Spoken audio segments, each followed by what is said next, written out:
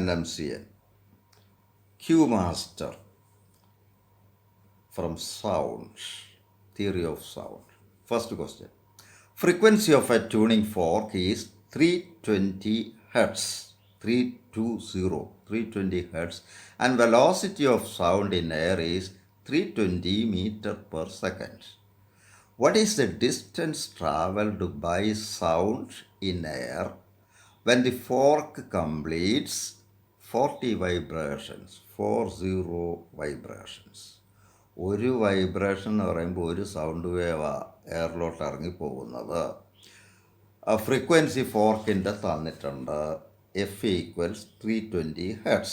എങ്കിൽ പീരീഡ് കാണാം, ഒരു വൈബ്രേഷൻ എടുത്ത സമയം. നമുക്ക് നേരത്തെ പഠിച്ച mechanical T is 1/f, 1/320 second. എങ്കിൽ ടൈം ഫോർ 40 വൈബ്രേഷൻ, ഒരു വൈബ്രേഷൻ പൂർത്തിയാക്കാൻ വേണ്ട സമയമാണ് പീരീഡ്. അത് കിട്ടി, T 1/320. എങ്കിൽ 40 വൈബ്രേഷൻ പൂർത്തിയാക്കാൻ ഈ ട്യൂണിംഗ് ഫോർക്ക് 40 വൈബ്രേഷൻസ് കംപ്ലീറ്റ് ചെയ്യാൻ എത്ര സമയമെടുക്കും? 40 × T or 40 × 1/320 സെക്കൻഡ് എടുക്കും. ഇത്രയും വേവ്സാണ് എയറിലേക്ക് ഇറങ്ങിപ്പോയത്. എങ്കിൽ ഈ സൗണ്ട് സഞ്ചരിച്ച ദൂരം കാണാൻ സൗണ്ടിൻ്റെ വെലോസിറ്റി ടൈം കൊണ്ടങ്ങ് ഗുണിച്ചാൽ പോരെ. S = velocity to time. സൗണ്ടിൻ്റെ വെലോസിറ്റി കോൺസ്റ്റൻ്റ്, അപ്പോൾ കോൺസ്റ്റൻറ്റ് കേസിലല്ല, വെലോസിറ്റി കോൺസ്റ്റൻ്റ് ഉള്ള കേസിലെല്ലാം ഡിസ്റ്റൻസ് കാണുന്നത് velocity into time.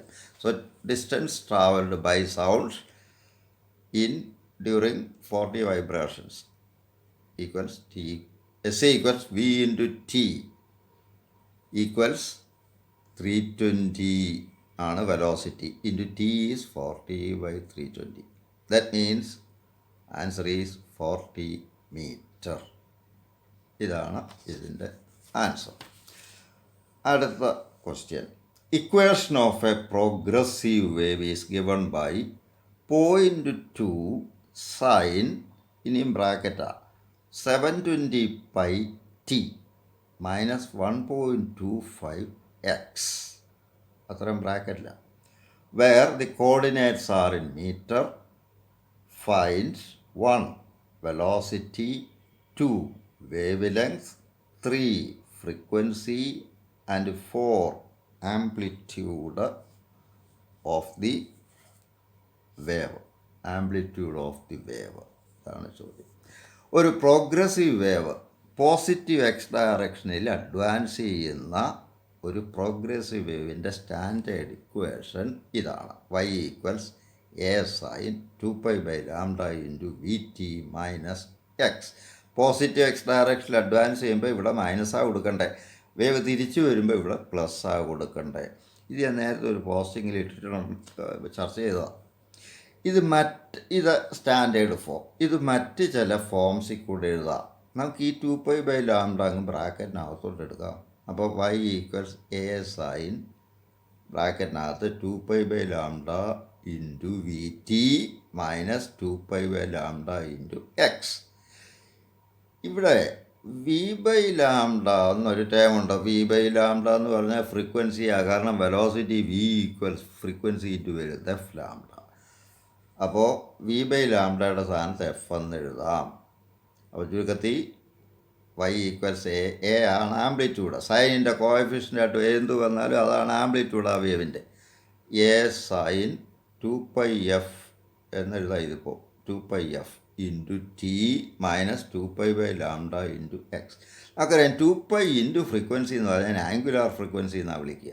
F ω × T minus 2π/λ K എന്ന് സിമ്പിൾ കൊടുക്കും, KX. ഈ Kക്ക് പറയുന്ന പേര് വേവ് നമ്പർ അല്ലെ പ്രോപ്പഗേഷൻ കോൺസ്റ്റൻറ്റ്. വേവ് നമ്പർ എന്ന് ഓർത്താൽ മതി എന്നൊക്കെ പറയും. ചുരുക്കത്തിൽ ഇത് രണ്ടാമത്തെ ഫോമാണ്. Y = A sin ωt - KX. ഇനി നമുക്കൊരു ഫോമുകൾ എടുക്കാം. ഈ ഫസ്റ്റ് ഫോമിൽ ബ്രാക്കറ്റിനകത്തുനിന്ന് ഈ V ഇഞ്ഞ് പുറത്തോട്ടെടുക്കുക, ഈ V ഇഞ്ഞ് പുറത്തെടുക്കുക.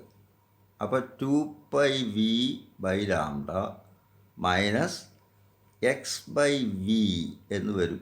വി ബ്രാക്കറ്റിന് വെളിയിൽ എടുക്കുമ്പോൾ ഇവിടെ എക്സ് ബൈ വി വരും, ഇവിടെ ടി മാത്രവും വരും. അപ്പോൾ അത് എങ്ങനെ എഴുതാം? y equals a sine 2πv/λ into t minus x by v. v/λ is f. അപ്പോൾ ഇത് 2πf ആയി. 2πf എന്ന് പറഞ്ഞാൽ ഒമേഗയാണ്. അപ്പോൾ ചുരുക്കത്തിൽ ഇക്വേഷൻ എങ്ങനെയായി? y equals a sine omega into t minus x by v. ഇങ്ങനെ 3 ഫോംസിൽ നമുക്ക് ഈ ഇക്വേഷൻ എഴുതാം. ഇതിൽ ഇനി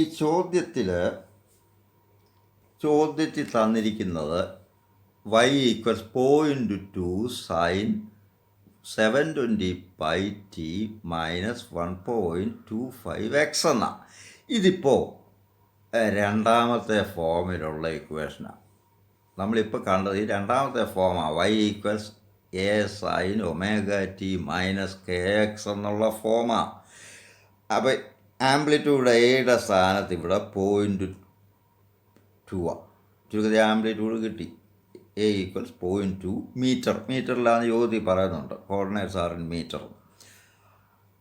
ഇനി ഒമേഗ എഫ് കാണാൻ ഒമേഗ ബൈ 2π. ഇവിടുത്തെ ഒമേഗയുടെ സ്ഥാനത്ത് ഇവിടെ വന്നിരിക്കുന്നത് 720π. അപ്പോൾ ഒമേഗ ബൈ 2π ആണ് ഫ്രീക്വൻസി. അപ്പോൾ എഫ് ഈക്വൽസ് 720π, ഇതാണ് ഇവിടുത്തെ omega, by 2π, that is 360 hertz എന്ന് വന്നു. അപ്പോൾ ഫ്രീക്വൻസി കിട്ടി.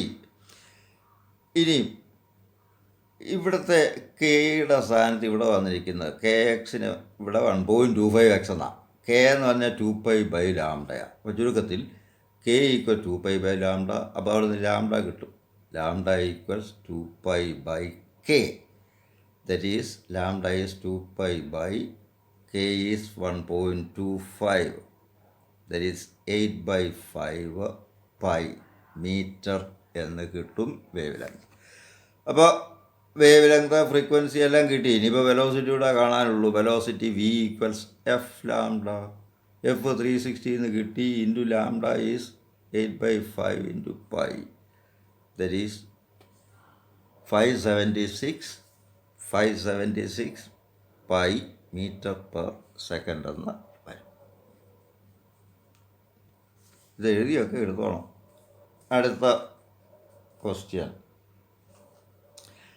The fundamental frequency of transverse vibrations of a string under tension is found to be 250 Hz.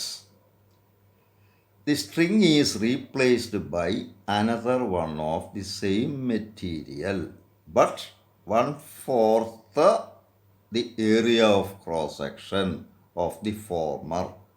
What is the frequency under other conditions unchanged? നമ്മൾ മുമ്പേ ഇപ്പോൾ കണ്ടല്ലോ, ഇത് തൊട്ട് മുമ്പുള്ള പോസ്റ്റിങ്ങിൽ കണ്ടതാണല്ലോ. F into m square, f square m is a constant.